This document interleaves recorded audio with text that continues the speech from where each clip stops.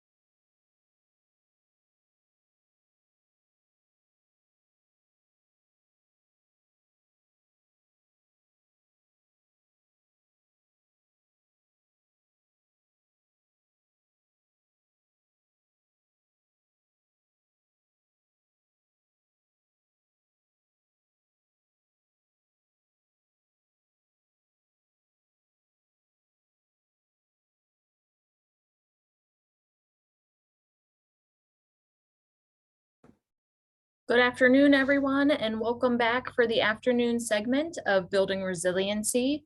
We appreciate everyone joining back, and we apologize for the abrupt end to the morning segment with the meeting accidentally ending. So we apologize for that, but we're glad you're back.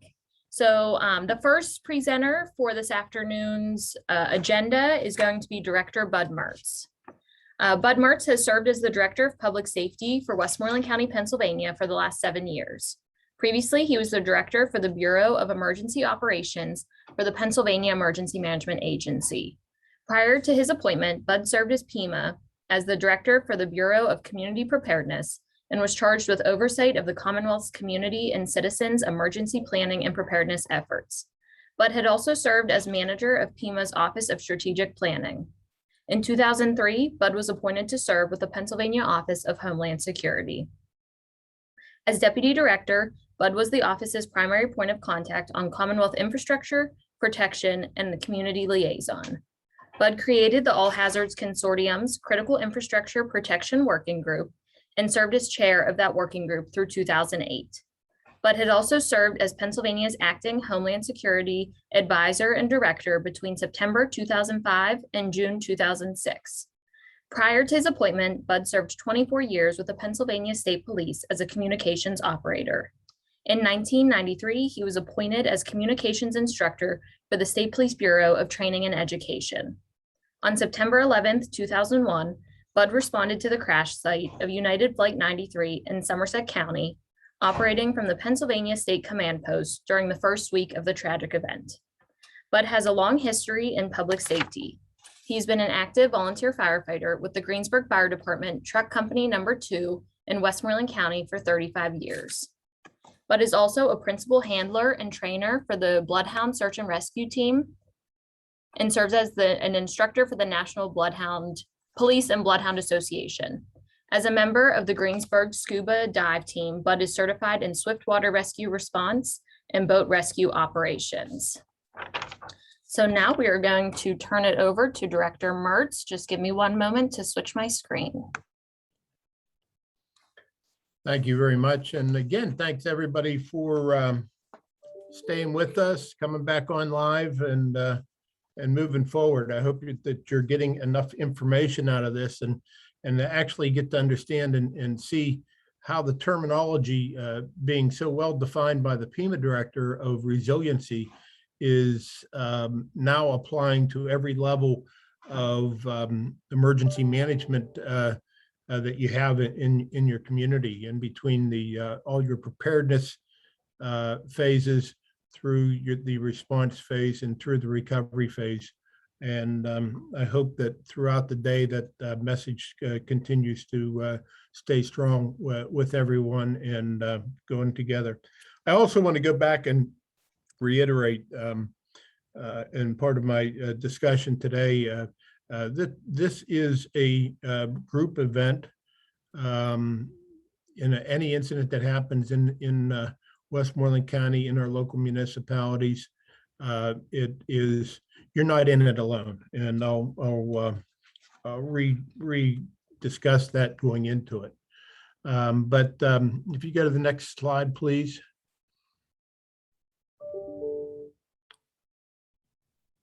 So the biggest thing is, and I always start out with this little history lesson of why about what it means to be a Commonwealth government in Pennsylvania. And my short version is basically that when William Penn chartered land in Pennsylvania, he being tired of the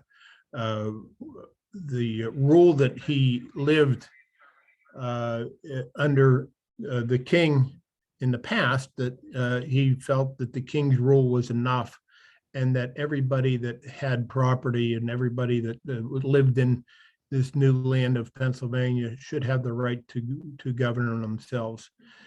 Basically chartering the land of Pennsylvania to give the wealth of the land to the common people. So that's where the Commonwealth comes in at. But what that means to us is that there's 2,587 municipalities in the Commonwealth of Pennsylvania. And those 2,587 municipalities all have their own leadership, have their own autonomy, so to speak, as far as how things go. Sure, there's rules that are set by the state government that have to be followed for different reasons. And we'll be talking about Title 35 in it, but in most cases, the Commonwealth government more or less puts each individual municipality as far as in charge of their response, their preparedness, their response, and the recovery as it looks into Title 35. If you go to the next slide, you see these graphic pictures of a horrible disaster that occurred with extensive flooding or maybe tornadoes. And we often use weather-related incidents as a comparison, only because weather incidents is our highest threat in Pennsylvania.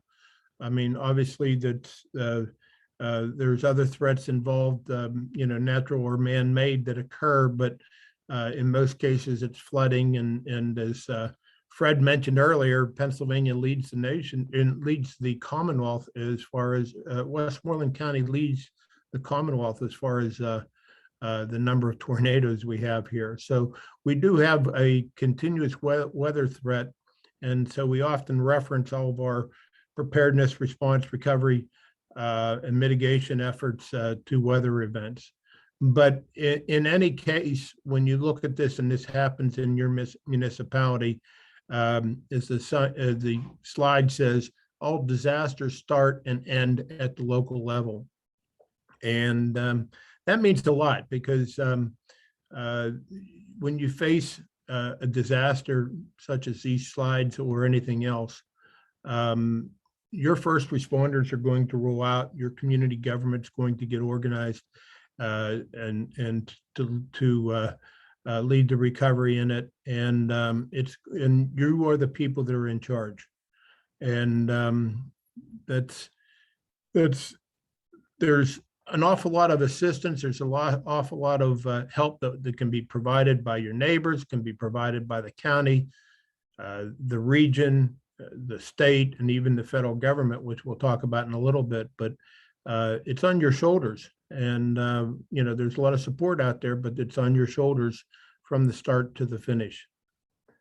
Next slide, please. So just more of a thing there, and one of the common things that you see is going through any large weather event is debris, and people might have got their houses up because of flooding, tornadoes hits, and you get a lot of debris and all that, and then the next thing you know, you have a secondary disaster within a disaster of being having all the debris and health issues that you might have from all that debris that comes in there. Just gives an example of you having your feet on the ground and being responsible in order to provide for the safety and health and security of your people there. A lot of that burden falls back on your shoulders. I often mention about a video that used to be out there. They don't show it anymore, but it shows that this tornado is coming through a town, and as these people driving in the car and they're watching this tornado pass through the town, they get ran off the road by the Pennsylvania National Guard, giving you the feeling that, oh, the National Guard's going to be right there, right away for you, and all that. And that's a false advertisement, because again, it's going to be your first responders that are going to be there. Your first responders are going to be overwhelmed. It's going to be the mutual aid, the region, and the county helping you out. But there's no immediate response that you're going to see from the state, from the National Guard, or even the federal government for anything that happens in your area. In fact, it's a pretty long process and a very difficult process coming through. As disasters occur in any municipality, what has to happen is a report that comes back to the county and to the state on damages and damages assessment. There is a huge criteria that has to be followed in order for the governor to prove that the state is overwhelmed by a disaster to require federal aid. And that starts at the local level with damage assessments to be done. And so that we can then provide that to the state. And as the state adds up the damages within the county and the damages in other counties, having to meet, some crazy number that has to get there for the governor then to ask for federal assistance. And a lot of time that takes weeks. So, if you think about it, and what I'm trying to stress is you have a disaster occur in your community. And the first thing that, as the response is occurring in your community, as you're trying to help these people recover quickly in this community, in order to get an acknowledgement if a federal disaster declaration is there, part of that is the communications with the county and through the county to the state that says, hey, we have a big problem here. So then the governor can declare a disaster and write a letter to the president asking for federal assistance. And that's a long process that comes in. So when you go back to the last slide, you don't have to go back, but when you go back to that last slide that says that it starts local and ends local, that's the truth there. And when we talk about resilience is how we best can recover how we can be resilient enough to quickly recover on our own, because it's hard to tell when that state or federal assistance is going to come into play, if it can even come into play. Next slide, please. Just some more examples. When you talk about and we'll get into this, what you need to do, and you see a roll off there with that's collecting the debris, and you see heavy equipment that's coming in there. These are all issues that happens at a local level, and it's a responsibility. You're not going to see the National Guard come in with a bulldozer, or you're not going to see the state come in and provide roll-offs to collect debris. Keep those in mind as we talk about emergency declarations. Next slide, please. So getting into Chapter 75 of Title 35, a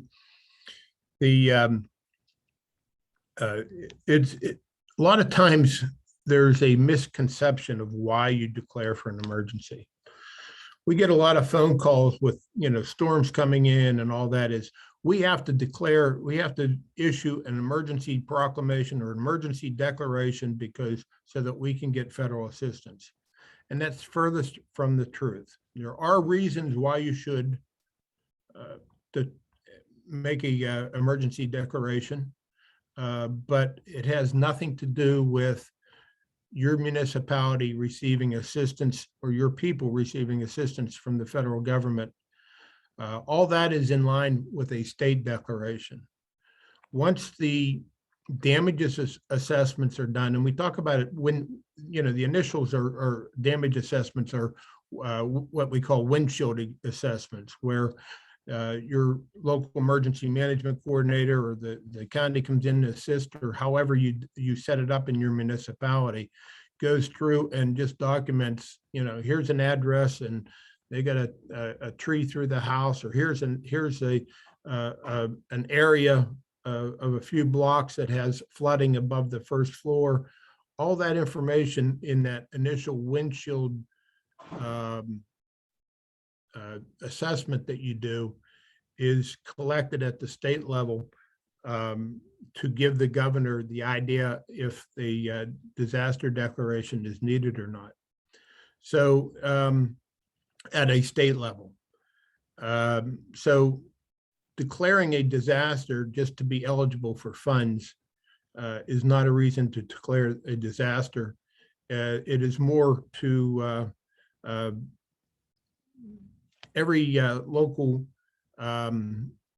disaster may be declared by a governing body of a political subdivision upon finding a disaster has occurred or is imminent. But it has nothing to do with that. The governor's declaration has everything to do with the federal side. Next slide, please. So some of the reasons that a municipality would want to declare, issue an emergency declaration. First and foremost, if you're going to activate your emergency operations center, if your resources have been overwhelmed to the point that you cannot handle it locally, it's a good idea to issue an emergency declaration. It is one of the signs that that PEMA uses to identify how bad a disaster is. But you know, if your normal response plans are able to handle what you have in front of you, you know, a row of houses that have basement flooding and that type of stuff, you know, or if you if that becomes overwhelmed to the point that you have to activate your emergency operations center, then it becomes necessary that you should consider maybe an emergency declaration. But there's other reasons too. One thing I like to say is that when you have a community affected by a disaster, issuing an emergency declaration, opening up the municipal emergency operations center, engaging your emergency operations plan are posture moves that the municipalities can make in order to show the public that we are on this, we are on the incident and we are handling it, that we've changed our whole operations from our normal day-to-day lives into full mode disaster side. You don't issue a governor's declaration unless you have the resources in place to engage your emergency operation plan and run your emergency operations center in order to do it. You don't want to issue a declaration under any false pretenses. But there's reasonings for that besides, you know, just engaging your emergency operation plan and your EOC. As it says here, the power to enter into contracts, incur obligations necessary for disaster emergency management, response, and recovery. We'll go into a little bit more details with that. Next slide, please. So, as we know, every municipality has state guidelines that controls them. With cities, it's like the third-class city code. You have the borough code. You have the township codes, and so on and so forth, depending on the class of the township. But they all have rules and regulations that gives them the authority to operate as a governor under those rules and regulations. But when you have a disaster, sometimes a lot of those rules get in the way, and you can't operate normally if you have to, you know, if you're going to expend X amount of dollars over the limit that your charter or your code allows. You know, if you have to, you know, advertise if you're going to go into a contract and all these other obligations, they sometimes get in the way when you have to have that immediate response to lead to the recovery of your community.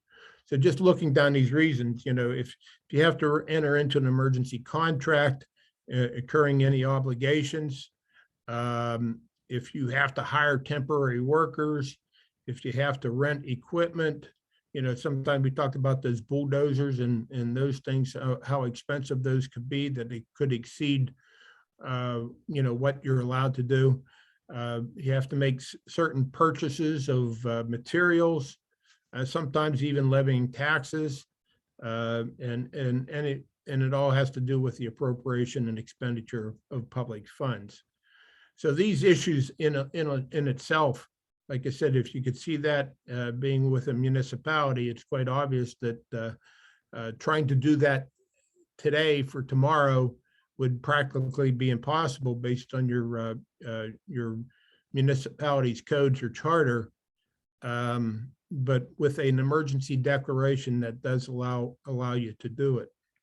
It also allows you to make decisions as a governing body through by establishing a quorum through authorized telecommunication devices.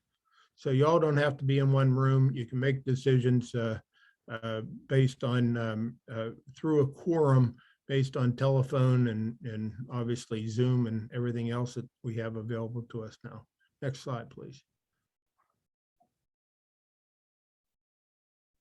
Oh, that looks like the end of my slide. But so in just recapping, there's a process that goes through.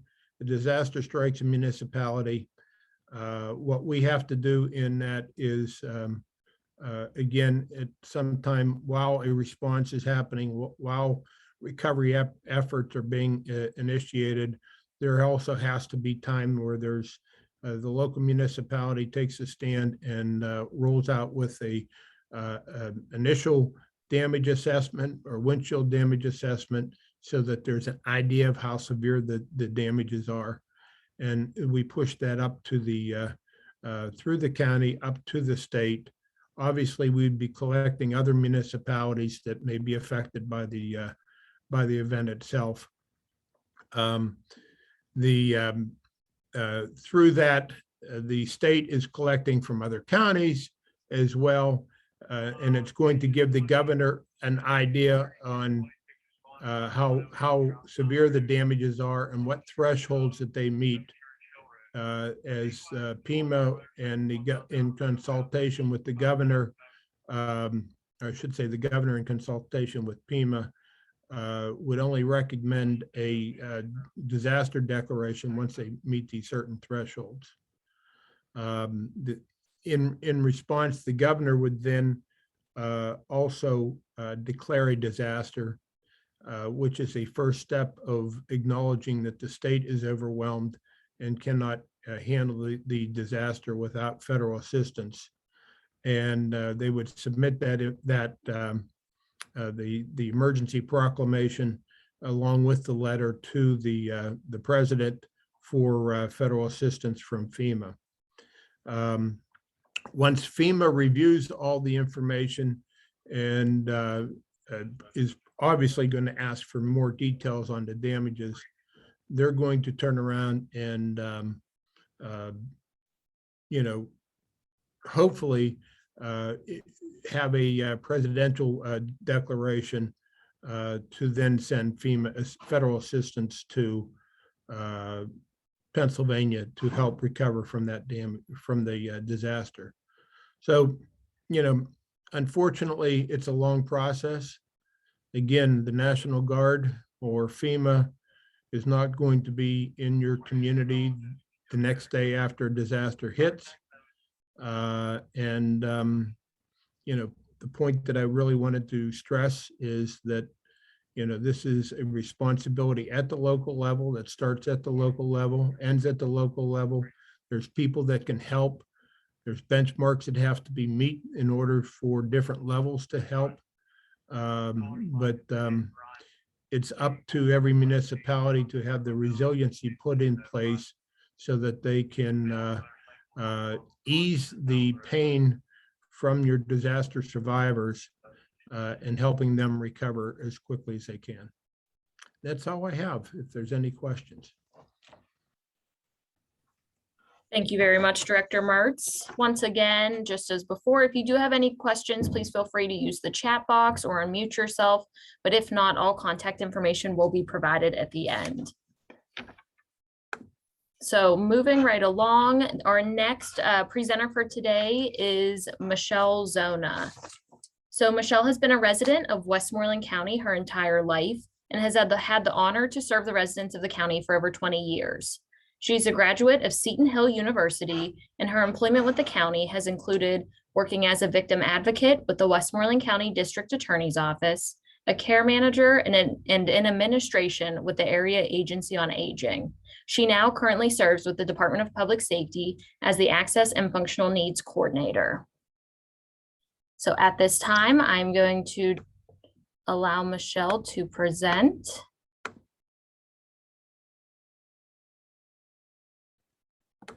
And Michelle, do you have access to do that? Yes, it just popped up, Cass. Can you hear me? Yes, we can hear you. Okay. And we should be good to go. Hi, everyone, and thanks for joining us today. I'm going to talk a little bit about disabilities, access, and functional needs, including all.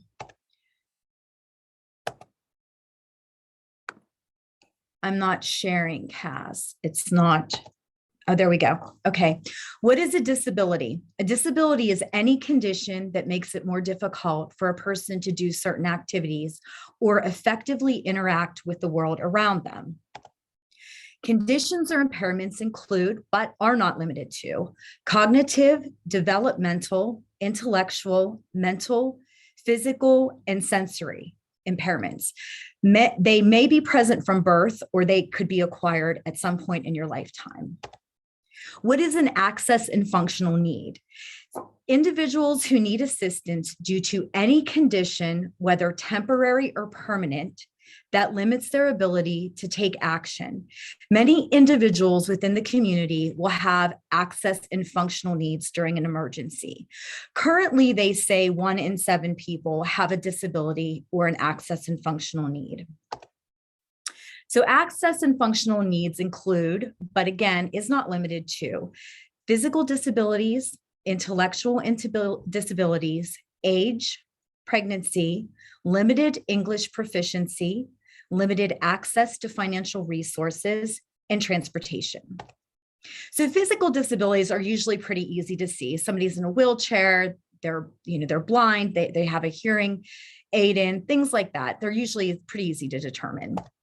Intellectual and cognitive disabilities are sometimes a little bit harder, and that includes intellectual developmental disabilities. That can be something like Down syndrome, can be autism or Alzheimer's and dementia. Age. So this is one that people don't think a lot of, but age definitely is an access and functional need. If you are an older person that cannot fend for themselves during a disaster, of course, infants and children fall in that category also. Pregnancy, temporary, but a woman who is pregnant may have limited abilities to care for herself or take care of herself during a disaster or emergency. Limited English proficiency. So this is a big one. If you can't speak English, whether it is you speak a foreign language or American Sign Language, or you don't speak at all, or you can't read, there can be huge issues before, during, and after disasters. Limited access to financial resources. This was one that was brought to my attention during Hurricane Ida. Director Mertz had sent a Facebook post where a local news station had asked if you were staying or evacuating and why. And throughout that post, I have to share, it was very disheartening. Many people said that they did not have the financial resources to evacuate. So they were trapped. Likewise, transportation. In that same post, people said the buses were gone, the taxis were gone, they didn't have a vehicle, or their vehicle wasn't large enough to hold their entire family. Several people mentioned that they could not put their aging, disabled, bedridden parents into their vehicle. Again, they were trapped. So another issue is compounded access and functional needs, and that is when you have one or more either disabilities or access and functional needs. You can see physical disabilities, intellectual disabilities, LEP, that can lead to limited access to financial resource and also transportation issues. So that just compounds the ability to take care of yourself during a disaster or an emergency. So I have a short video that I would like to share with you. I know you're going to love the rubber bodies. We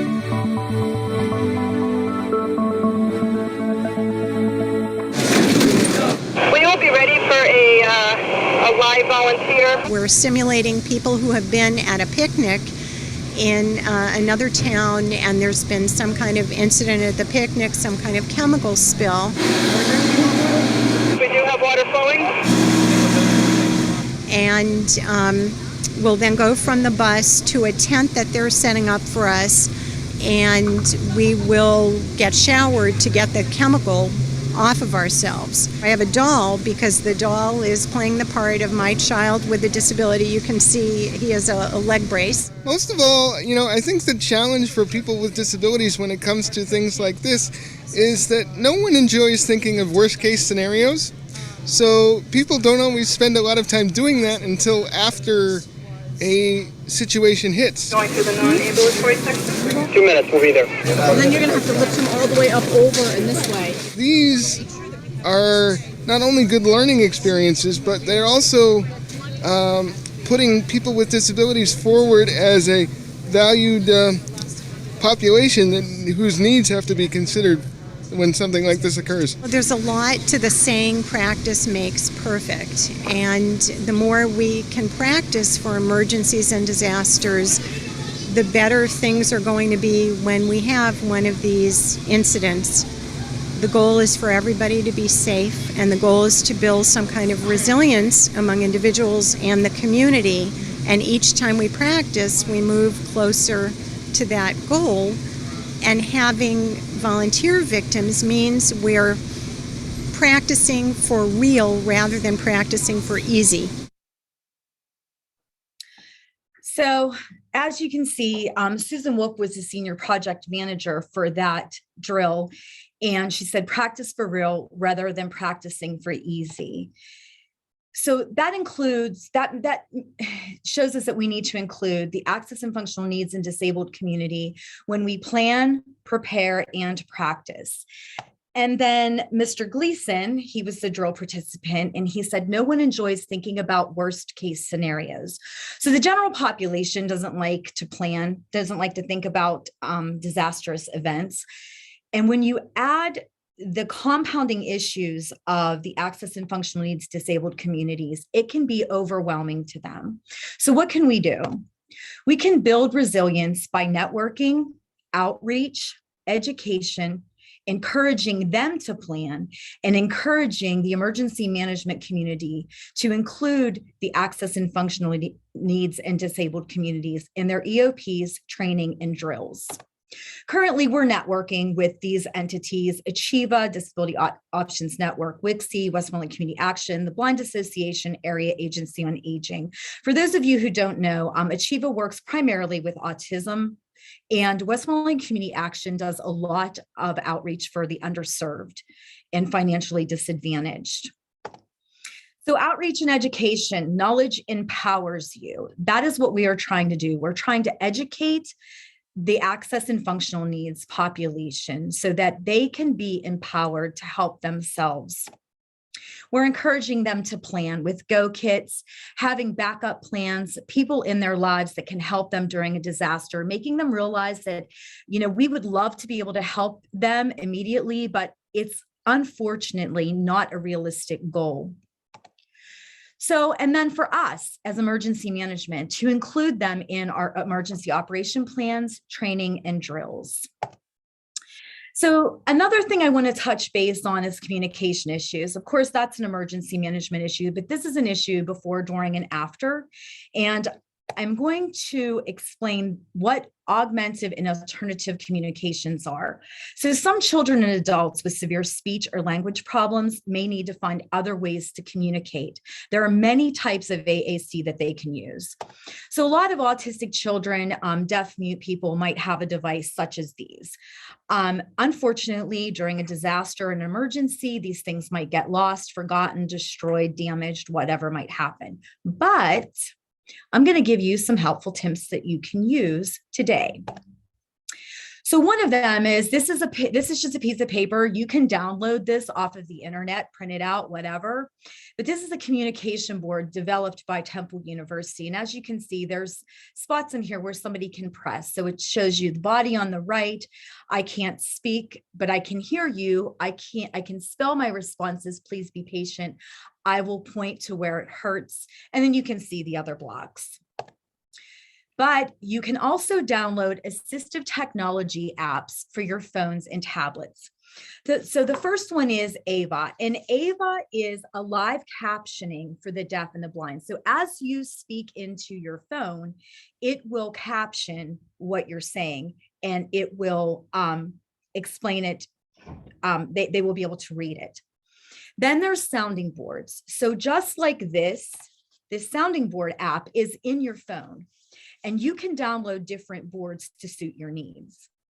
The other one, which is a really, really cool app, I got to use this, and it's just the blast to use. It's the Seeing AI app. Now, this particular one that I have is only for Apple products. However, you can find Seeing AI apps on any phone or tablet that you have. There are apps out there. So the Seeing AI is an artificial intelligence app, and it uses the cell phone or the tablet camera to identify people, objects, writing, and then it audibly describes it to the person. So it was held up to me, and it kindly said that I was a 38-year-old blonde female smiling. I am not 38, but I was appreciative of that.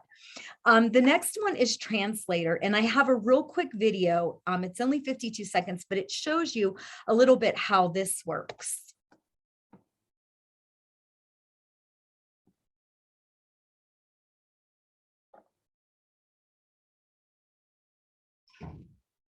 This is a new multi-device translation feature on the Microsoft Translator application. Si tratta di una nuova funzionalità di traduzione multi-device sull'applicazione Microsoft Translator. Wir können eine echte Konversation halten über die Sprachbarriere hinweg. Possiamo mantenere una vera conversazione attraverso la barriera linguistica. Et il est possible de parler jusqu'à 10 langues différentes. Ed è possibile parlare fino a 10 lingue diverse. 100 people can participate in the same conversation at the same time. 100 persone possono partecipare alla stessa conversazione allo stesso tempo. Okay, so as you can see, that is a really cool device. You do not need multiple phones to use that. You can use just your phone, choose your language. There's over 90 languages that will translate. So these are all things that you can today download on your phone or tablet to use during any type of an emergency. So just to recap, the biggest risk a person can take is to do nothing. And by us educating the disabled and access and functional need community, and also adding these residents into our EOPs, our training and our drills, we're going to be doing something, and something is better than nothing. So I'd like to thank you. I hope you have a great day. If you have any questions, I'm available always. Thank you very much, Michelle. And if you see on the screen, Michelle has provided her contact information. So it appears that no one has any questions in the chat. We'll leave it open for a few seconds if anyone would like to unmute themselves and ask any questions while Michelle is available right now. Okay, Michelle, I'm going to, thank you very much. And we are going to move on to our next presenter. And our next presenter is from Emergency Behavioral Health. Her name is Erin Angelone. So Erin has been in the behavioral health field for 23 years in various roles. Erin is currently a behavioral health supervisor for Westmoreland Case Management and Supports, also known as WICSE, and co-lead of the WICSE Emergency Behavioral Health Team. Erin has been a member of the WICSE EBH team for 9 years and a co-lead for the last 8. In addition to being a co-lead, Erin is one of the lead instructors for the Westmoreland County Emergency Behavioral Health Team. She's a certified approved instructor for International Critical Incident Stress Foundation and is a certified approved instructor for ALICE, an active shooter response model. Erin has a master's degree in human behavior, as well as a plethora of specialty trainings specific to crisis response.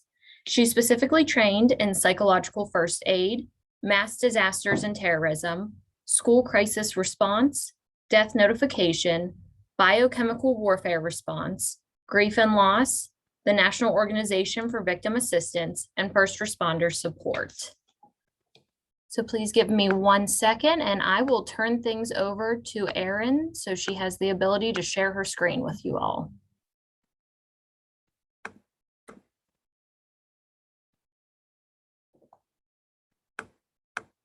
And then Erin, if you are able to share your screen, just let me know, but take your time. There's no rush. Okay.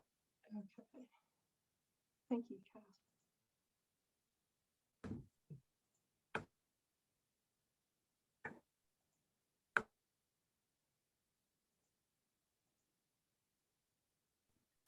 Erin, I think I was able to hear you. I just think it was really faint.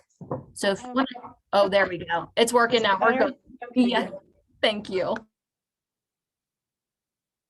right, let me get into my screen here. Hopefully you guys can see this. Everyone see this? Yes, we are now able to see it. Thank you. Perfect. No, thank you. And thank everyone on this call for this opportunity to share with you a little bit more information about what I like to say is an invaluable resource in our community, EBH, Emergency Behavioral Health. And, you know, getting into this, I've done this presentation numerous times, but I must say I was challenged with a 15-minute time frame. Usually there's like an hour, but I'm up for the challenge. I hopefully, you know, highlight the key components that I want to share with you today, and that we'll still have time at the end for any kind of questions or comments. So diving right into this, some of you may have actually heard about us previously as a DCORT team. DCORT in Westmoreland County has been around for, I don't know, maybe 20 years, give or take some. That stands for Disaster Crisis Outreach and Referral Team. It was just recently that this name changed to EBH, Emergency Behavioral Health, and this was from a state standpoint. So this was across the state. And to simplify this was mainly just because of the different training modalities that we use in a crisis response. And I'm going to get into that here in a minute. But I want to emphasize that regardless of the training model that we're using in a crisis response, they all take those components from emotional first aid, which, you know, for our team, we're all trained in psychological first aid. And with that, I mean, that essentially fosters that short and long-term adaptive functioning and coping. And it's the same goal for, like I said, regardless of what training modality that you're using, is to mitigate that impact of stress. I'm a very visual learner, so I like to simplify things with some visuals. I use this umbrella to kind of break this down because I don't want to get lost in the acronyms that I'm using or caught up in the different training modalities. So I'm going to try and you know, like I said, simplify this for us. So when you look at this umbrella, up at the top, you have EBH, the EBH team, right? So under our belt, under that umbrella, there's different training methods that we're trained in, educated in, building that skill set, if you will. So I'm going to jump over to the right side of the umbrella first, because I'm not going to spend any time talking about any of these specialties or others that we have under our belt, but I do want to at least acknowledge that. And as Cass read, you know, there's specific ones that we have. Do we utilize them? Have we had to utilize them? No, but we do have them, you know, again, in our skill set, in our toolkit. The ones that I want to focus on mainly today is this left side of it. You know, as I already mentioned, the DCORT model, Disaster Crisis Outreach and Referral Team, that's what we've been for many years, and we still are. But we also have this CISM, Critical Incident Stress Management model that we utilize. And I would say that we predominantly utilize this model. And I'm going to spend this time explaining to you what exactly CISM is. But before I jump into that, just want to kind of give you an idea of why the differences, right? Why do we need to have different type of training models? So when you think about a DCORT deployment, when an EBH team is being deployed for a DCORT call out around a critical event, what that's going to look like is more around your natural disasters. So many years ago when, you know, tornadoes ripped through here, flash flooding or flooding, you know, those are times where that was definitely a DCORT model that we were utilizing in that response. That definitely marries with your Red Cross or your FEMA type of response. Those dynamics look entirely different from if we're going out on a CISM call, Critical Incident Stress Management call. These call outs around critical event, critical incident, this is more around community incidents that may, you know, give you some examples, active shooter, school attacks, death of a student, death of a faculty member. When you're thinking about the different entities in the community, businesses, it's the same thing, death of a colleague. You know, if there's an accident, whether it be motor vehicle accidents, motorcycle accidents, even accidental overdoses, maybe there's, you know, I mentioned completed suicides, or maybe there was an attempt for a suicide, fires, you know, different things of that nature. I could probably spend the next 10 minutes giving you examples, but the point of this is that's a CISM approach. That's a CISM deployment that we're showing up with this model that we're going to use. And specifically because with CISM, this is an adaptive short-term psychological helping process, and it solely focuses on that immediate impact, psychological impact that individuals have from that critical incident. Now, this can include pre-incident preparedness to acute crisis management to post-crisis follow-up. But the key elements around this that, you know, as I mentioned, Westmoreland EBH team has definitely adopted this as our model of expertise. What we utilize is a group crisis intervention and an individual crisis intervention.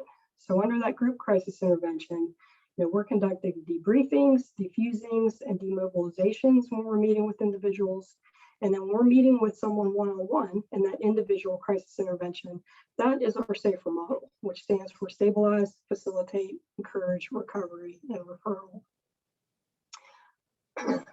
To, again, break this down a little bit for a visual. And, you know, as I mentioned, I've done this presentation numerous times, and I've done it with CIT, you know, law enforcement.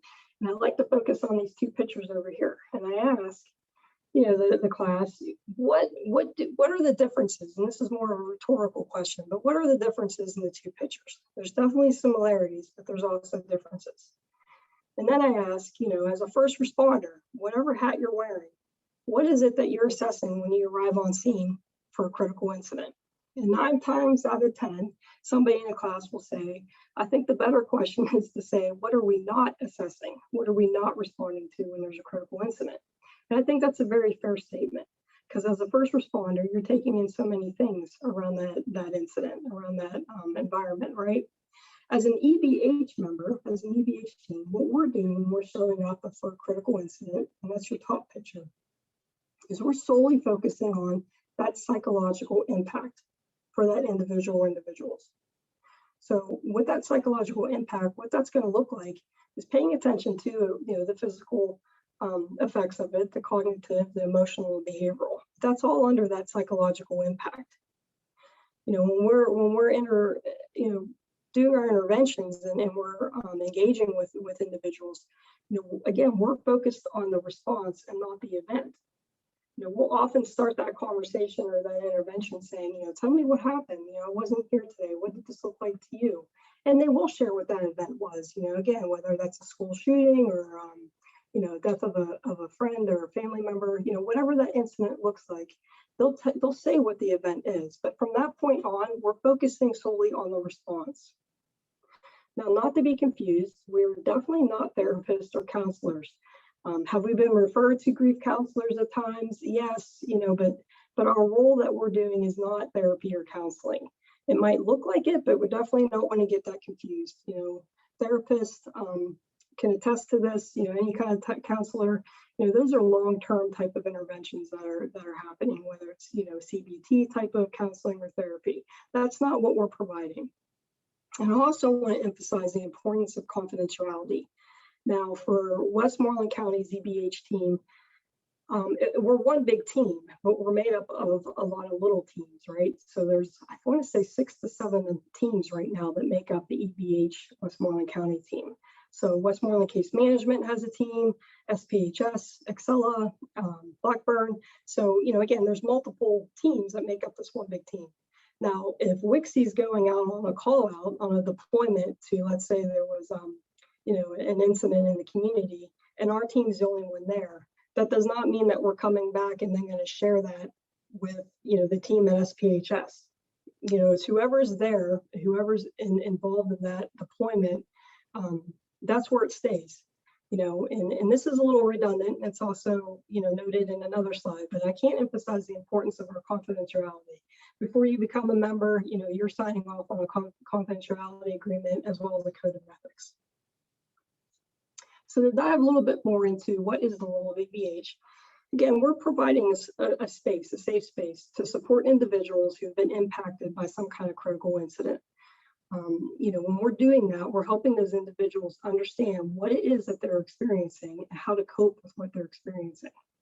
Our purpose is to prevent, longer term mental health problems by returning those individuals to a pre-critical event level of functioning more quickly. So a lot of this has to do with resiliency, right? Which is the theme of today. A lot of times when we're going out, I, for one, always say to whoever it is we're meeting with, we're normalizing these reactions, but by no means are we minimizing them. So we're acknowledging what they're going through. And that's a beginning process of then, like, how do we cope with it? Exploring those ways of coping with it, normalizing it. As well as alleviating that distress through that supportive environment and supportive listening.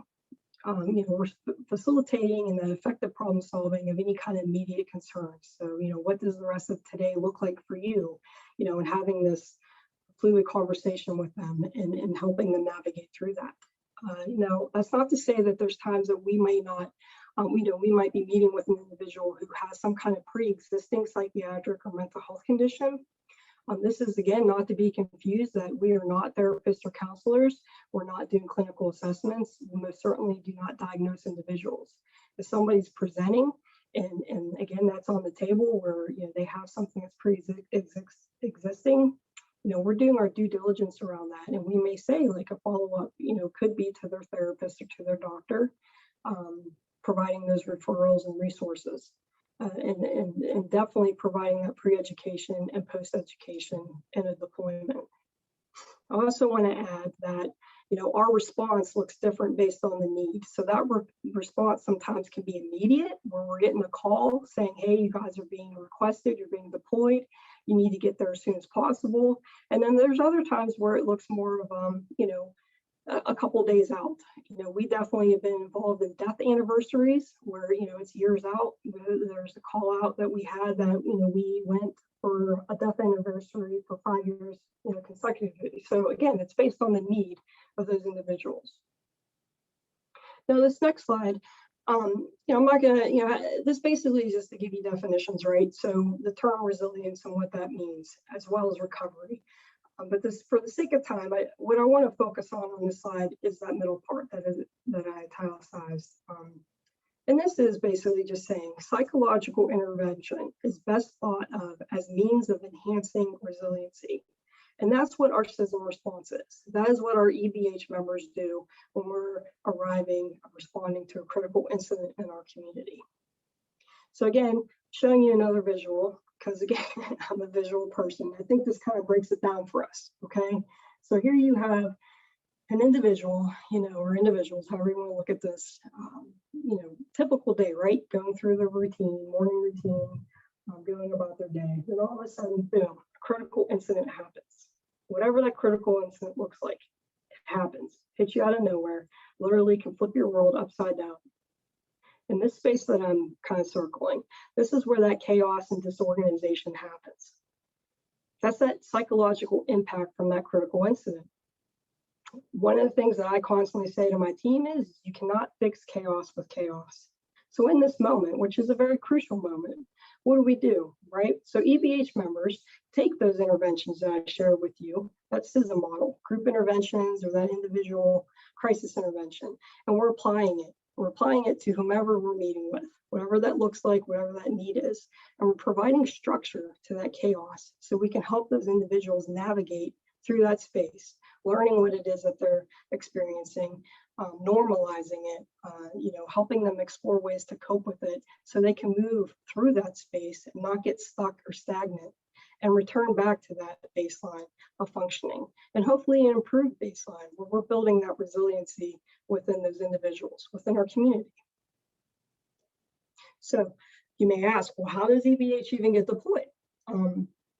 There's two ways actually. So for a school setting, when there's school incidents, we have SAP liaisons in every school district, student assistant program. That's the easiest way I can explain this is that there's a school incident. Those SAP liaisons are notified by the school administration, faculty, and that's what starts the deployment.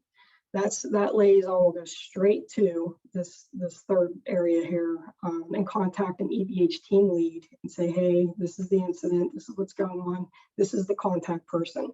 That team lead then will take that information, follow up with the contact person, gather more additional information, and then start gathering the resources and the team, and the call down process begins. Now, if it's not in the school setting, or if it's, let's say outside of school, in the summertime, what that looks like is the crisis hotline number. That's the go-to. So anybody who would want EBH, we never self-deploy. So regardless of what we see on the news or what we hear on social media, and incidents happen every day. I mean, nobody is immune to this. This is one of the things that I say, that this is a universal thing. Everyone will go through a critical incident if you haven't already. So it's very accessible. You contact the crisis hotline, say, we're in need of an EBH team, to explain what happened, maybe not in detail, but just to say, hey, I'll give you another example. There was a motorcycle accident, that affected the community. There's a group that want to meet. So from there, the crisis hotline worker will contact the county delegate or an MH outreach coordinator, which is Heather McLean at this time. So once that crisis worker contacts the delegate or the coordinator, they then in turn will then contact the EBH team lead. And the same process happens. Team lead gets contact information, follows up with the individual who's requesting us, gather more information, resources, gather a team together, and get the process started. So where do we deploy to? I could probably take a few slides and name all the places we've been. But again, for the sake of purpose, I think this last bullet summarizes it best. Anywhere a critical incident has occurred and there's a need, we can be there. It doesn't matter, and it doesn't, I know I use school examples a lot just because I feel like our team, again, predominantly is responding to school incidents, but we most certainly have been deployed to help even first responders, when there's been line of duty deaths, or even first responders who've had multiple critical incidents that they've, had to carry, back to back, and then they need like some type of debriefing or defusing. We've been available for them as well. So this, again, this isn't for our community. It's also for those first responders in our community. With COVID happening, that definitely was challenging for us because a lot of the things that we do are face-to-face. So, we had to think outside the box, make ourselves accessible for everyone. But, I say this simply because, our hospital staff, we did a COVID hotline number that was available for hospital staff as well as our first responders during this past, year and a half. There's a copy of our brochure here in the PowerPoint. I don't know if anybody is interested in having this. If you don't have it, I most certainly can email this out. In the bottom left-hand corner, this is my email address. Please feel free to contact me if you're interested in having some brochures. I can definitely email them to you. But I'll open it up if anybody has any questions or comments or just curiosity about anything. Thank you very much, Erin. I know, at least here at Public Safety, we greatly appreciate the service that the emergency behavioral health team provides to the community. So thank you very much. I don't see any questions in the chat box, but while I get a few things switched over here, we will see if anyone has questions. Okay.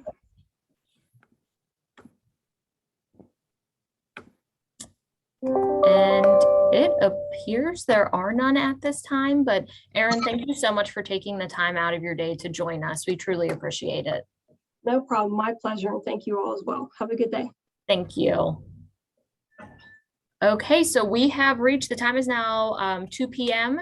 So we are going to take a quick 10-minute break, and then we are going to come back for our last two presenters of the day. So make sure not to miss out on Next Gen 911, and then we will have our planning section chief on as well. So we will see you all back at 2:10.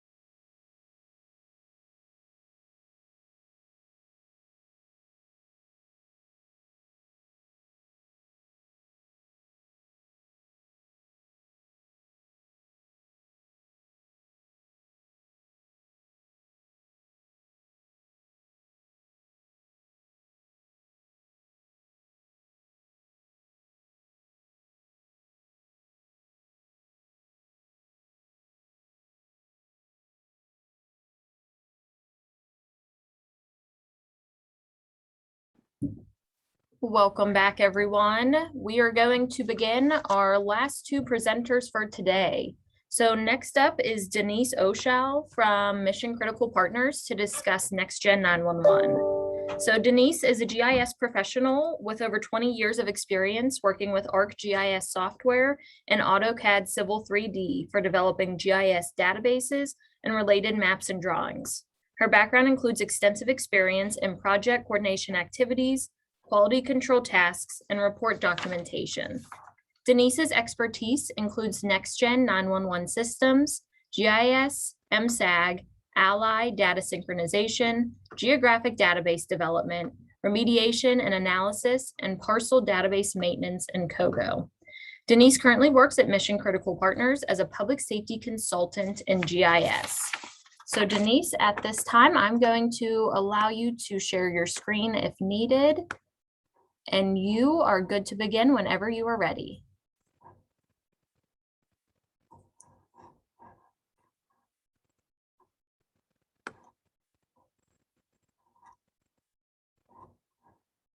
So I don't see where I share my screen. Here we are.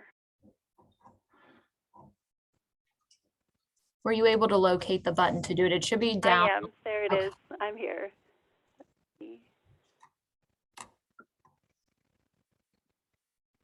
Okay, it looks like it's starting there. Yep, we can see it. Okay, great. Everybody can see it.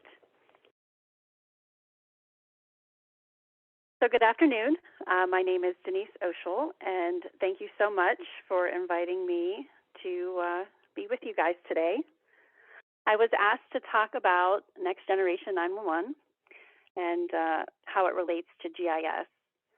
Just a little bit of housekeeping. I do work for Mission Critical Partners. We are based in State College, Pennsylvania. We are a public safety consulting firm. We also provide integration services for data and network and cybersecurity solutions. So what is Next Generation 911? According to the NENA publication, what is NG 911? NextGen 911 is defined as a system comprised of hardware, software, data, and operational policies and procedures that provide a standardized interface from call and message services to process all types of emergency calls. It acquires and integrates additional data useful to call routing and handling. And please keep in mind that when we talk about call routing, we are talking about how a 911 call is sent to the correct 911 answering spot, so your public safety answering point. Which 911 center receives the 911 call that is being made? That's call routing. Vehicle routing refers to how you get a responder to an incident.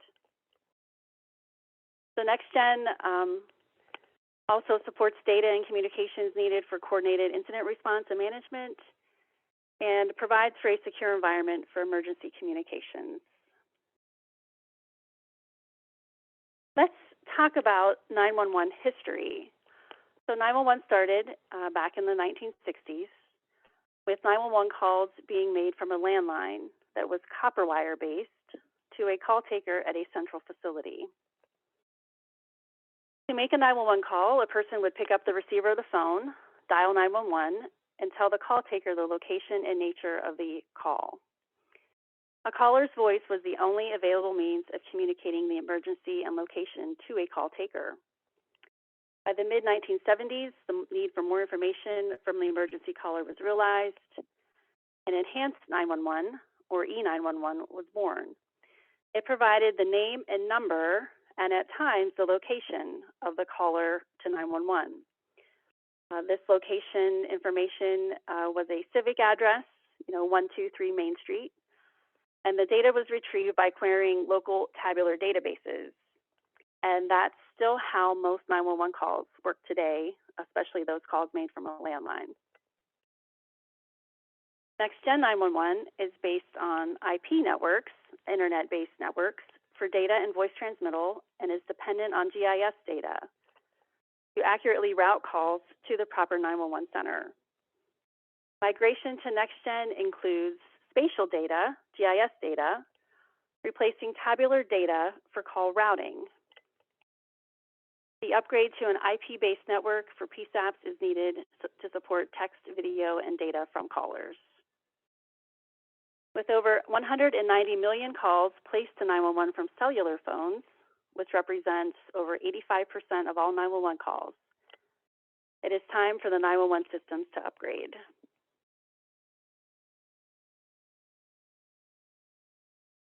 So the initial 911 system was developed to locate and identify callers based on the physical location of their phone and between that phone and the 911 center. The landline meant that every phone had a stationary address. So if we fast forward to today, when over 85% of calls to 911 are from wireless devices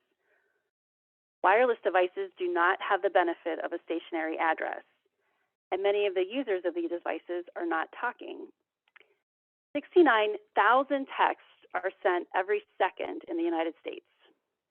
In fact, the average adult spends 23 hours per week texting on their phone while only completing 6 phone calls per day.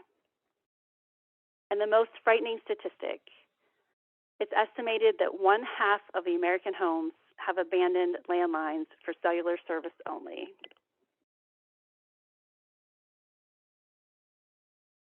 When someone dials 911, their voice isn't the only thing being transmitted with the call.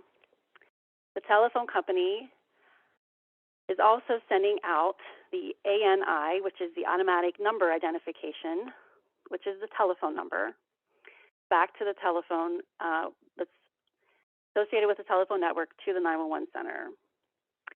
It also sends ALI, automatic location information, which is either the civic address or the latitude and longitude of the call. And this is all done through tabular databases, Excel files, and those type of text files. The extent of GIS today is typically usually the mapping display that the call taker has on their CAD screen, which provides situational awareness. And this data is usually centerline and address point data. It could be imagery, it could be planimetric databases, it could be water layers, etc. But for the most part, getting the call from the caller to 911 is still based on those tabular databases. In today's 911 system, there's really no requirement for GIS, although it is helpful. In fact, there are many PSAPs in the United States that operate without CAD maps, or with CAD maps that were delivered with the original CAD system and then were not updated with any local data. The 911 call queries the tabular data, and this decides which PSAP will get the call. It's very basic. This is not the case in the next-gen environment.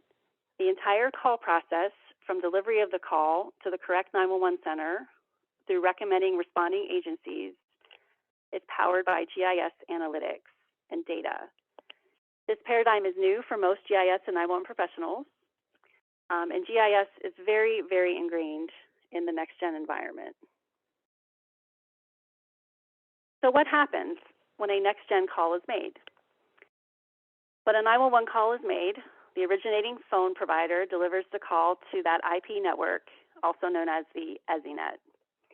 This incoming call will be processed by the service provider to determine the phone number, the location of the call, and the type of the call, whether it's voice, text, video, before routing it to the appropriate PSAP.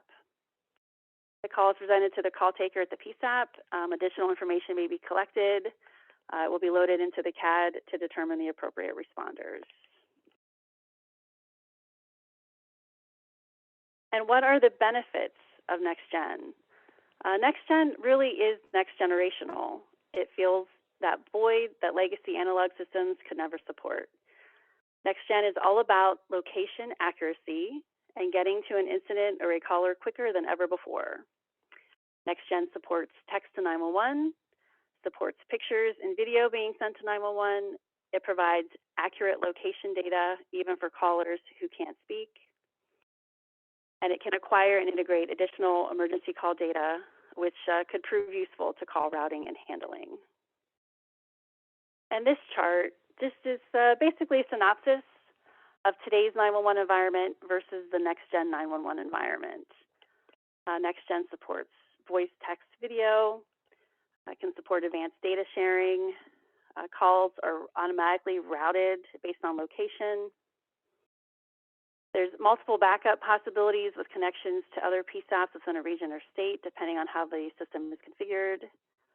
A PSAP would be able to control call congestion treatment, including dynamically rerouting callers if they're busy.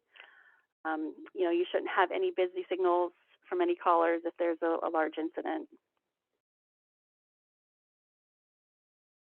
This graphic really does a great job at simplifying the GIS process from a legacy system to a next generation system. It's really not good GIS data means that you're next gen compliant. That's really not how it works. There's really a lot of steps involved.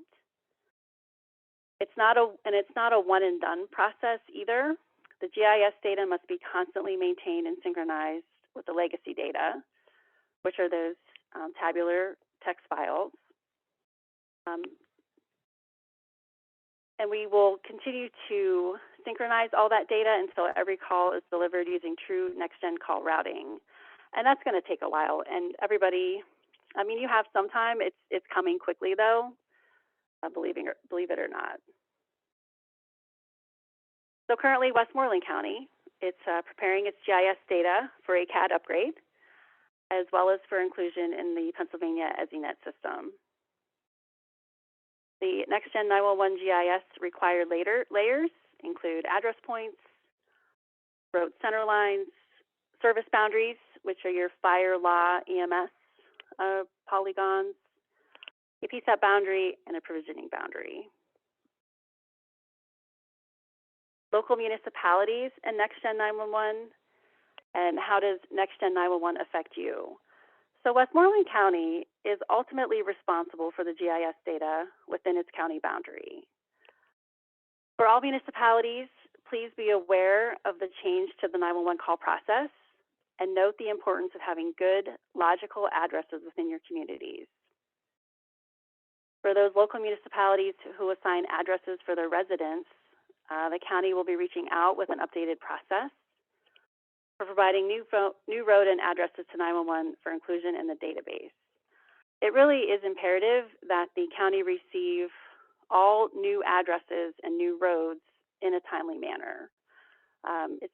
We want to make sure that all of those contract workers, construction workers, they're all protected if they would happen to have an incident and need to call 911. And now is the time to make these improvements and changes. If you know of an area with some addressing concerns or responder concerns, if you're a local official and you hear some griping from a fire company because the boundary's not right, please reach out. Don't hesitate to contact the public safety GIS folks here at the 911 center. They're happy to assist. They're happy to help out. We really do want the best data for your county. So if you have any questions or concerns or comments, we're available. Please reach out, and I will take any questions, comments, concerns right now. Thank you very much, Denise, for going through that. As I know, It's been an ongoing process here at the county, so it's great to get that information out on the local level as well. So thank you very much. I do not see any questions in the chat box at this time either. But if anyone would like to take a moment and write down the contact information, but we will also be providing it in a follow-up email following the webinar. So thank you very much, Denise. You are more than welcome to stay on for our last presenter, but we do understand if you have other things to attend to. So thank you very much. Sure, you're welcome. And again, reach out anytime with any questions or concerns. Thank you. Okay. For our last presenter of the day, we are going to have our planning section chief, Chris Tantlinger. So Chris has been with the Westmoreland County Department of Public Safety for 15 years in several capacities as Deputy Emergency Management Coordinator, Hazardous Materials Coordinator, hazard mitigation officer, and emergency operations planning section chief, and also 29 years as an active volunteer firefighter. He currently serves as the chief for the County Hazardous Materials Response Team and president of the Pennsylvania Association of Hazardous Materials Technicians for the 2001 to 2003 term. He has served as the president of the Fire Chiefs Association of Westmoreland County in 2010. He attained his professional certification with the Pennsylvania Emergency Management Agency as a county staff member and obtained National Pro Board Certified Incident Commander, Hazmat Technician, Operations, Awareness, and has obtained Federal Emergency Management Agency certification as an Incident Management Team Safety Officer. He currently serves as an instructor for Advanced Rescue Extrication at Crash Course Village. He's recently been published in the Domestic Preparedness Journal, with one publication being Avoiding the Tree as Apathy, Atrophy, and Attrition in May of 2020, and COVID and Lack of Reconnaissance in January of 2021. In his spare time, he enjoys riding a Harley-Davidson motorcycle. He has traveled to all 48 states on the same 2003 Anniversary Edition Ultra Classic, covering 115,000 miles. He has had the opportunity to train in the high desert of Pueblo, Colorado, at the Security and Emergency Response Training Center. He served a tour as a ride-along with the Los Angeles Fire Department and has attended training on hazmat, emergency management, homeland security, all hazards incident management in Oklahoma City, New Orleans, San Diego, New York City, Baltimore, and several other cities. He has dedicated his life and his service to his children and the safety of others. So at this time, we are going to turn it over to Chief Tantlinger and allow him to share his screen with the group.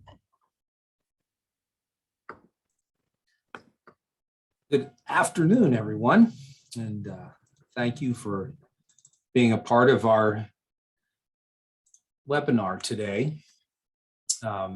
We're going to try to tie this all together for you as the information you've received.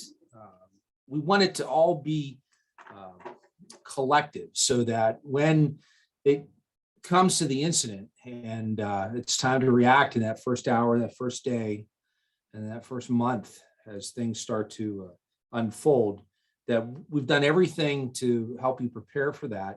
And with the theme of being resilient, that you are able to step right through all of those tasks and help get to recovery as quickly as possible. So as we know, it's here and it happens here. This is the tornado in 2010, and it cut right through the county, touching down about 5 different places and creating extensive damage. And when it comes, the clock starts, and within seconds, we have to respond. And just like that day, the first reports come in with a roof blown off in South Huntington Township, and within 9 minutes, it's ripping across the Hempfield School District, and then dancing over to New Alexandria. So, not to mention destroying houses in Hempfield Township. So it starts to become images. We have personal images, and we start to get information instantaneously, and we see what's happening. And at that point, we have to kick into gear to do damage assessment. And we provide all of the local emergency coordinators a document that they can work with their elected officials to look at what they need to take care of in that first hour. And the public safety first hour considerations document is something that you should be familiar with and probably almost have a mental picture of that checklist so that you can move right to reacting for that in that first hour. And so where do you start? This is the street, and you start to map this out mentally and physically, and you have to identify and prioritize. And I mean, if you just take a look at this picture, and there's 4 people in the middle of that disaster. One's on his phone, well, maybe two are on their phone, they're walking through the neighborhood, the wires are down, things are happening, and death and destruction can occur even in that direct aftermath, and we have to be ready to understand what's happening out there. So in those first hour considerations, the first part of assessment is to make some decisions, and they need to be documented however you can do it, pen and paper, or if you have some way of doing it, and document what you've done to protect life and property and environment, even if it's just communication and radio transmission that you're looking to secure an area or something, if you're in the mix of it, because the first responders may be called to where the damage is, and they may not be able to get there, or you may not be able to get there, and life protection and property is paramount. And so where are you really going to start to capture all that? And you've got to document that. And if you can't get there, you need to have that in your understanding, and understand where your response units are concentrating. So those are some of the things that you've got to look at. Here's a house completely destroyed, and it hasn't been searched yet. I mean, we can't make an assumption. Maybe everybody's at work, maybe someone's home for the day, and those things all have to come into play. And again, we need to map it out. So immediate actions, get the situational awareness, find out what's going on. We have the ability with social media to start to gain some of that instantaneously, and then determine what the response status is. I mean, did the fire department just get wiped out by the tornado? What is happening? And is there gas leaks? Is there active fire? Is there persons entrapped with multiple trees down in an area? Those things start to become part of understanding the response status and the resources being allocated to that. And with the tornado, it jumps across the county. It could be a push and pull of resources. Review what you've been doing in that initial protective action. Sometimes you might start to put things in place and request resources, and you find out that really everyone is out alive. Utilities have been handled and shut off, and really those initial protective actions have been taken care of, and we can move on. Consider additional protective actions. The severe weather is upon you, and do you have shelter, quick shelters? Do you have a place for people to go immediately? Can you get that word out? That brings us to the public information needs. Based on those initial actions and the situational awareness, with that, a message needs to be developed, and that message needs to get out as quickly as possible. You need to have ways to inform, and whatever level, either through radio communication or contact to the county, which would probably start beginning to,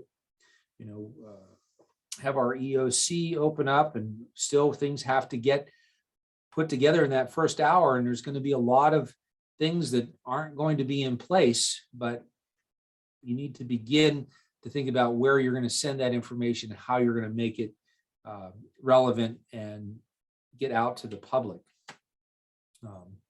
So in these protective actions and response status, the public will immediately react. And if you look up in the upper left-hand corner, you'll see there's two people on the roof there, someone on their phone.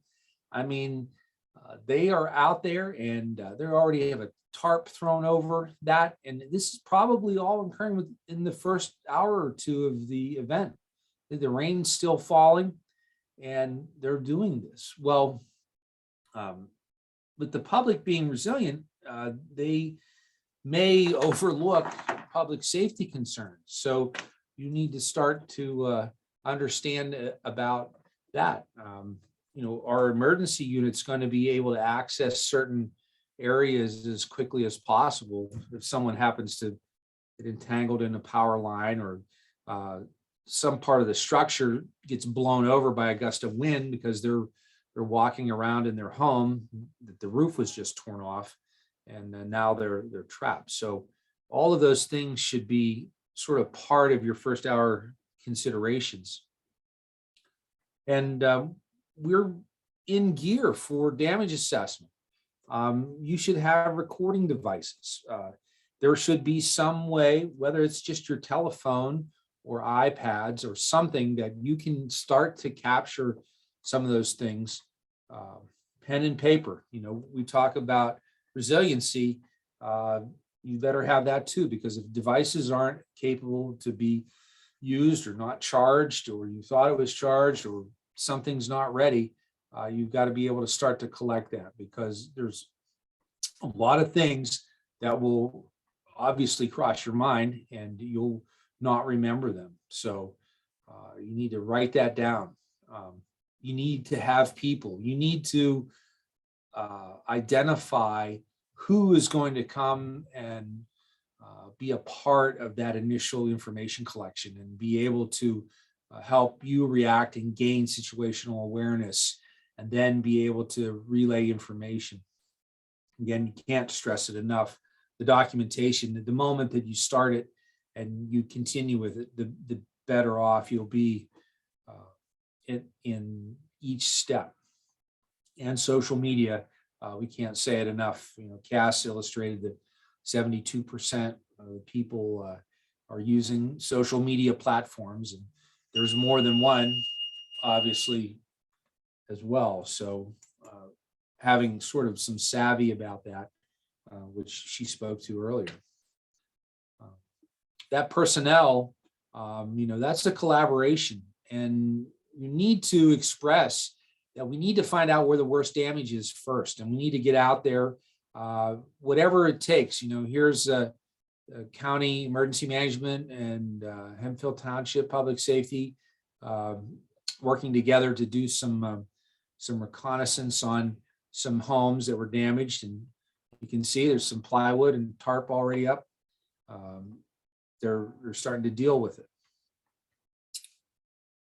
Then that brings us to the first day. We have round 0 and we go to hour 1, and then from hour 1 through hour 24, the citizens turn to the elected officials, those that are charged with public safety, and they need guidance, and they need help to cope with the trauma. Just as we talked about earlier with the emergency behavioral health with Aaron, think about that force positive for mental health to your constituents, and what you're going to do, and where you can start to get that information out, and where those people can meet collectively, and as they start to deal with that.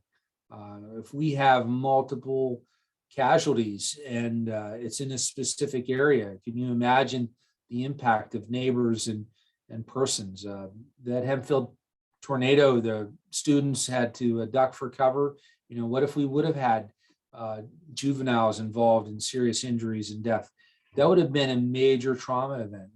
And where are we at with that? And again, this whole day is about building resilience to understand where we can get help and how we can start to implement that help. Now, PEMA is the primary disaster recovery agency for the Commonwealth. However, we don't have a state disaster assistance program. So basically that means that, yeah, we got a lot of resources, we got a lot of infrastructure for public safety and ways to help, but it's not a programming. That programming, again, as director alluded to, is on your shoulders, and you have to start to think about that. And again, that brings us to COAD, which Courtney talked about earlier. Our communities are the ones that are going to organize and step up. And that's all going to happen in the first day. It's also essential to understand that there's a process to all of this. And that process, again, begins with that initial documentation and being able to understand where your worst damage is, being able to understand damage assessment. That's why we cover that annually.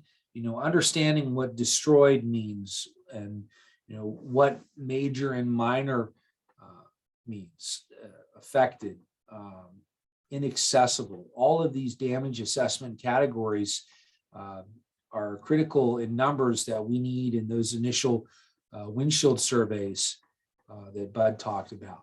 And then again, it collectively be put together for federal assistance. But as we know, that takes a lot. So in that first day, the gang's all here. We have the political piece. We have the emergency response piece. We have the local elected officials, agencies, organizations, non-governmental and not-for-profit organizations are all coming, and they're all there. So what's really imperative is that you have your information together and you know what you need. You need to prioritize what you need, and not only that, but what you think you may need, and then provide your local assessment. In that first day, you could be called upon to provide an assessment, maybe even in a news brief. So that all has to start to be put together, and that's why we talk a lot about public information officer being a part of your local emergency management agency. So just to reiterate, hardest hit areas need to be identified and relayed back to emergency management, as we can start to bring that up through the hierarchy. And then impact to businesses, residents, and property. Understanding that businesses employ people and communities, residents, and then the property, if it's habitable or not. So all of those interrelated parts of that, we need to have a impact to be able to discuss and provide in that first day, to say, look, our school is gone, our major shopping area is inaccessible, so that impact means a lot and needs to be expressed. So putting that all together. And then unmet needs. Some municipalities have tremendous capabilities, and some are struggling. And it's just because of the geoeconomic position that some areas are in, and we all have to work within those confinements. And at the county level, we like to be able to share that information to know where help is needed and find out where the unmet needs are. So if you have them, to express them. Impact. Here's a spread of one area. Imagine having multiple areas in your community like that. You're going to have to prioritize and actually see what's happening. What about if it happened in the dead of night?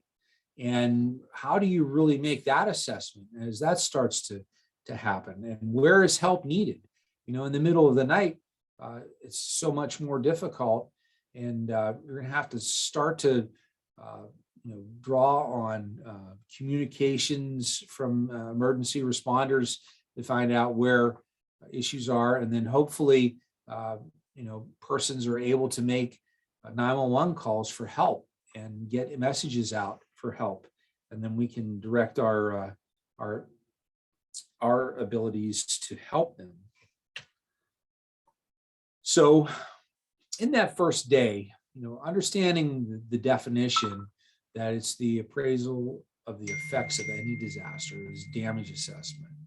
And that appraisal is a big job for a local emergency coordinator and those that are within the staff and the local government.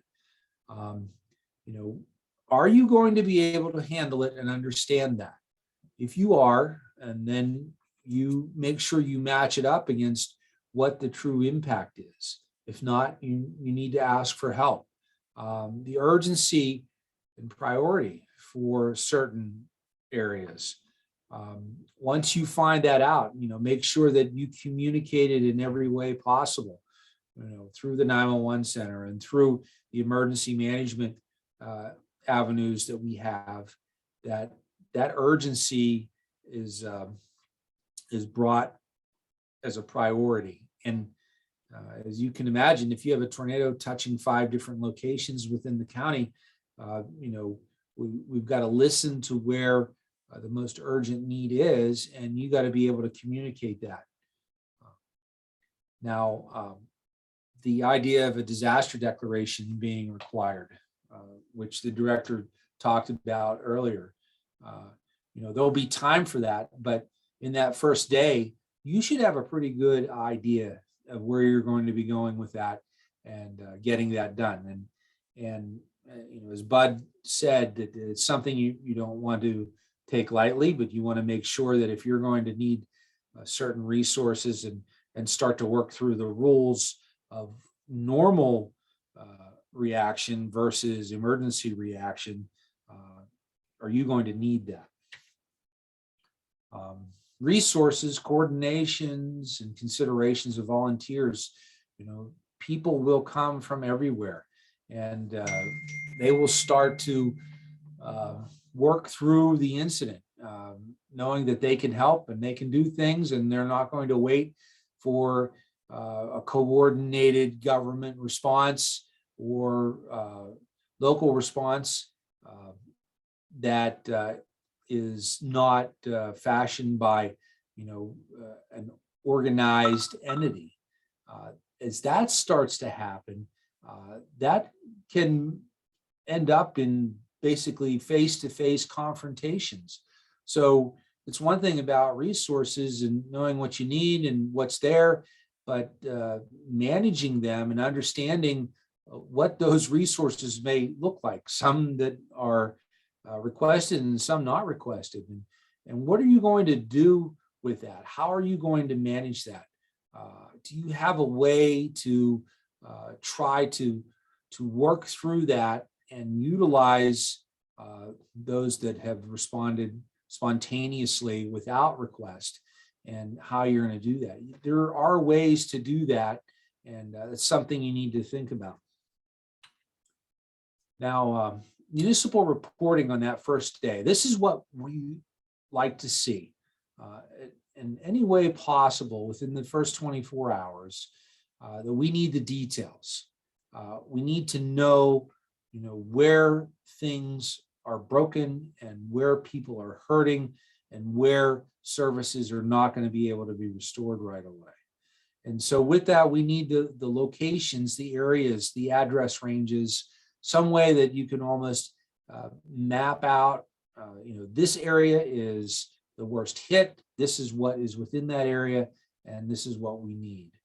And then again, a dashboard, understanding those 5 categories, destroyed, major, minor, and affected and inaccessible.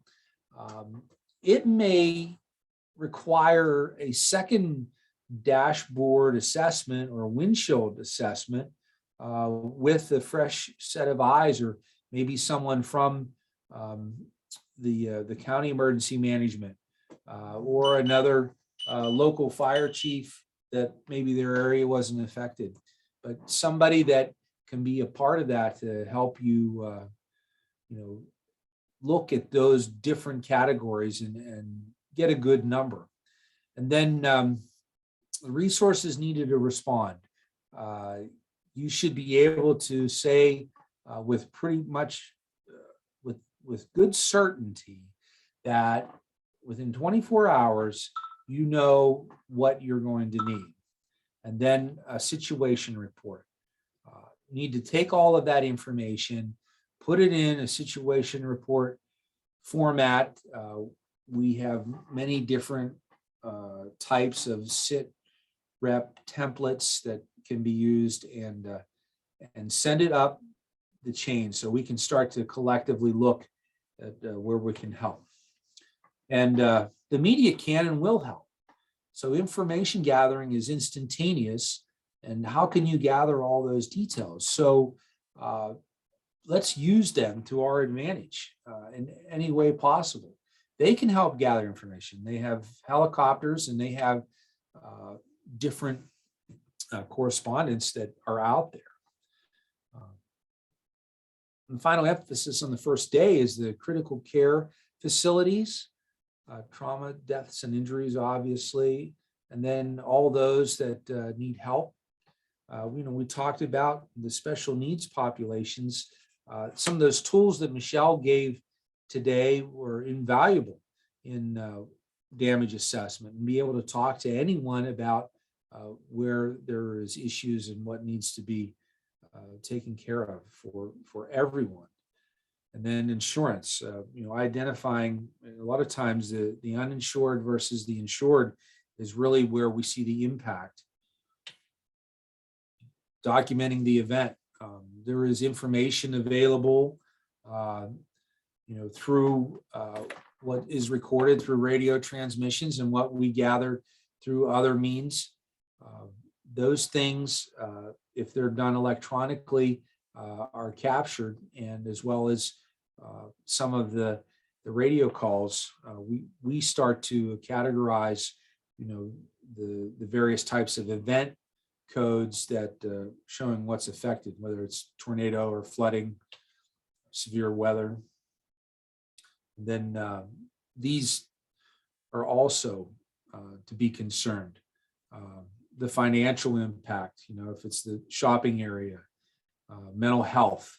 Again, emergency behavioral health is a big part of that. Housing resources. Are you going to be able to find places for people to go? Primary and secondary homes affected. Some communities have areas of secondary homes that really it's not an issue. That those services are not a priority. Impact on nonprofit organizations. How did they exist, and are they still able to function for you? What has been affected?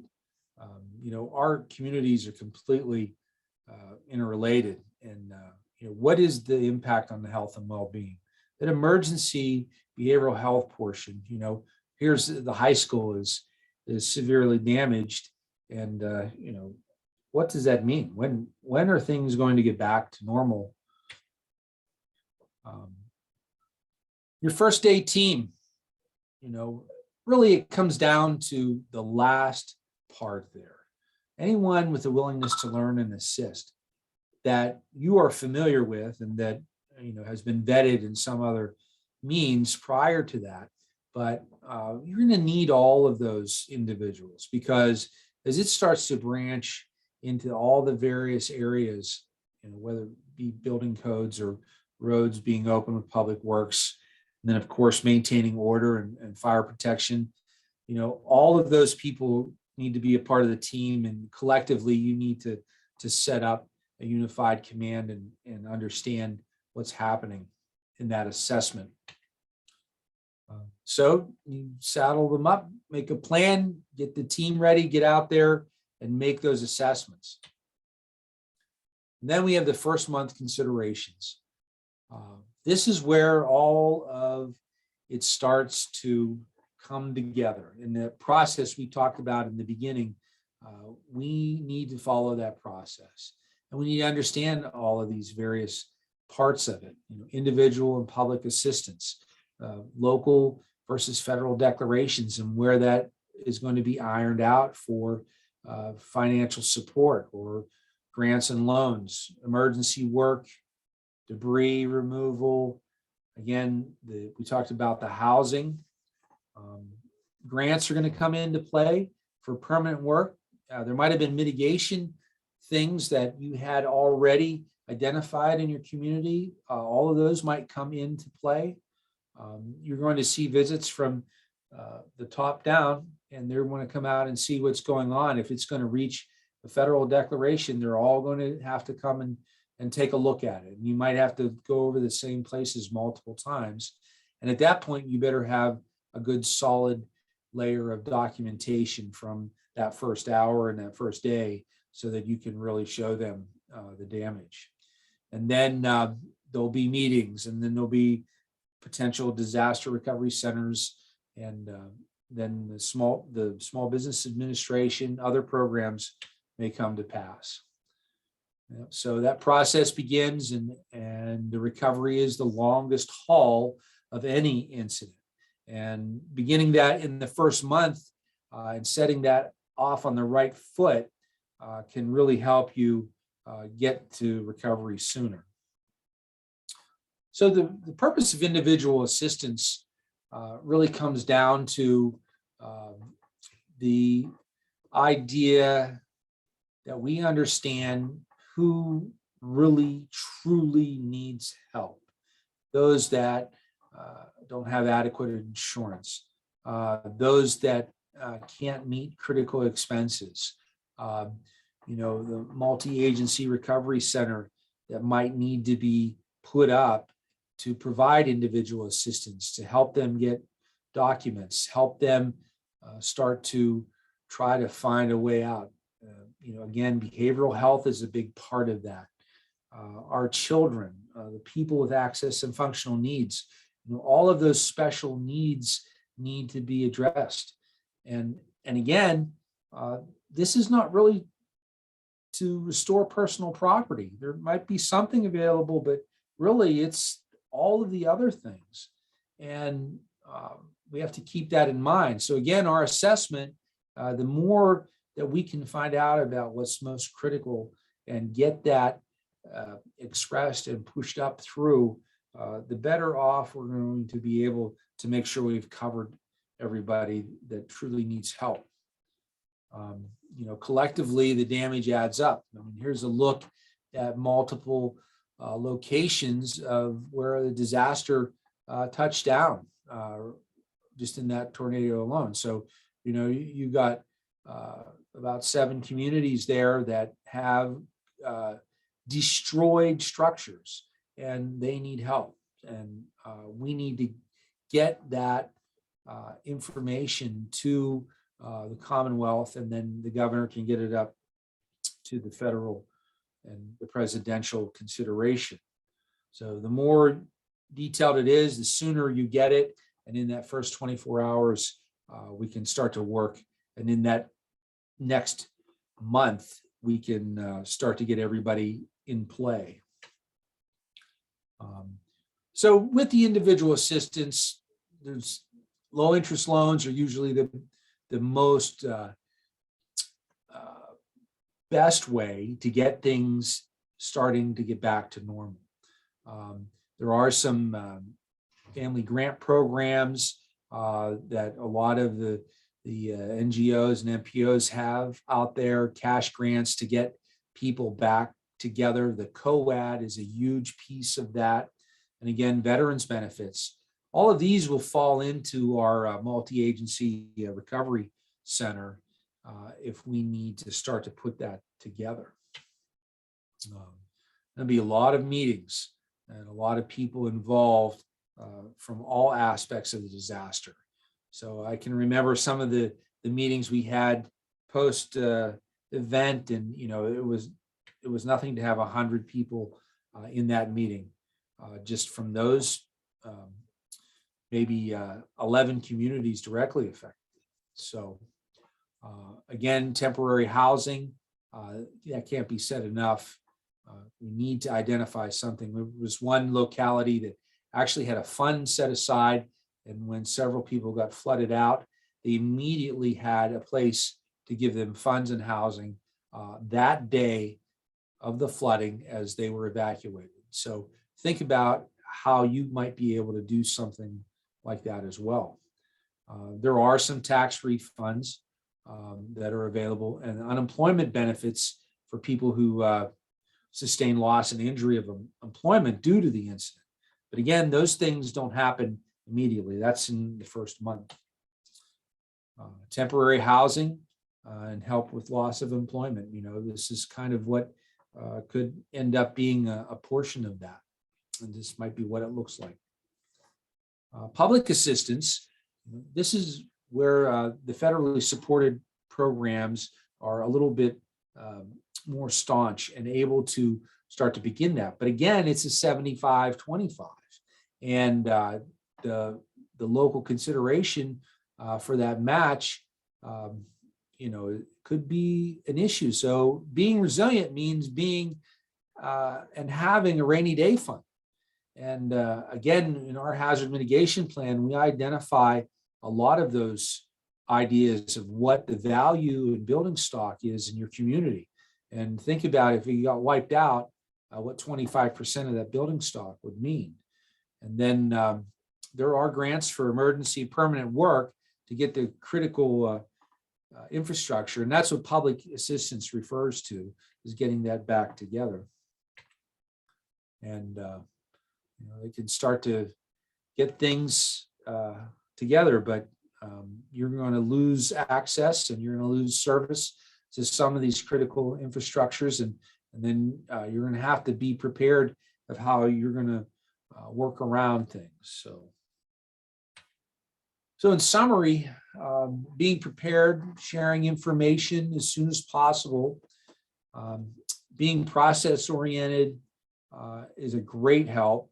Understanding what you can do in that first hour, that first day, and being self-resilient, obviously using the term from today, and then join forces with others.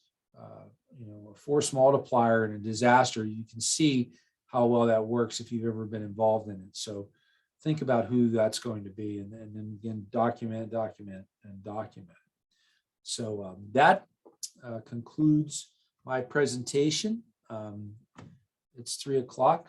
I didn't want to belabor a lot of these points, but I wanted to try to sum everything up for the day. I think that I think you'll see that if you had the opportunity to follow through for the whole day, that you'll see how all this ties together. And we're truly thankful for your participation. So back to you, Cass, and have a great day. Thank you very much, Chris, for that presentation and kind of wrapping up all of the different topics. Sorry about that we touched upon today. So at this point, I am going to open it up to Director Mertz for any last minute comments. Well, again, I will thank you all as well. This was a new experience for us in this format.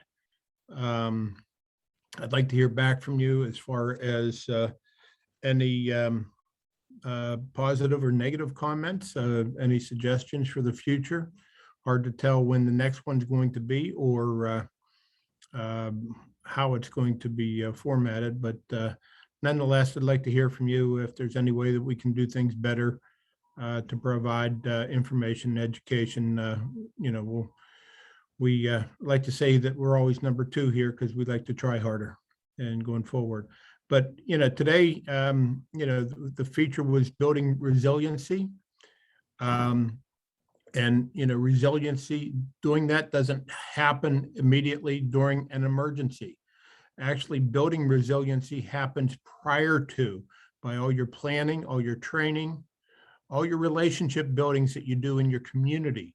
You know, it's when you start reaching out to your community clergy and different special interest groups and those type of entities and building those relationships, it all comes together. You engage your resiliency. You engage your resiliency when the emergency happens. So if anybody needs any more information, guidance, you want to tell us what you're doing in your communities, as far as building resiliency, we'd love to hear it. If we can share it with other communities, that would be great. But this resiliency word has been thrown out there many times, but I think today's series of presentations just brings it all together where it has to be, that you are building a resilient community for your entire community going forward. So with that, I won't prolong this any more. Just thank everybody, and I'd like to hear back from you. Good, bad, indifferent, or anything that your community's doing. Thank you again. Thank you all. And as soon as the recordings are available, as well as the different presentations, we'll be sure to email that out to all of you. But once again, we do really appreciate your participation in today's event.